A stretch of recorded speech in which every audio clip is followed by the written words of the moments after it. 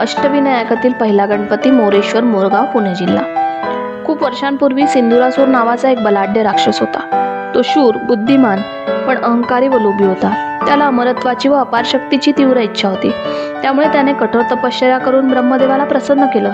मग ब्रह्मदेवाने त्याला वरदान मागायला सांगितलं. मग सिंदुरासूर म्हणाला, मला असे वरदान द्या की कोणताही देव, दानव आणि माणूस मला मारू शकणार नाही.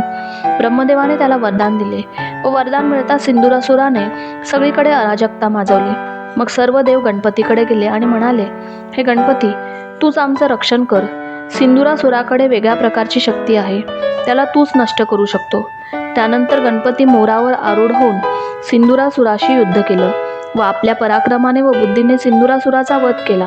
व सर्व देवांनी आणि ऋषींनी गणपतीचे आभार मानले आणि त्या ठिकाणी गणपतीचे मोरेश्वर या नावाने पूजन सुरू केले.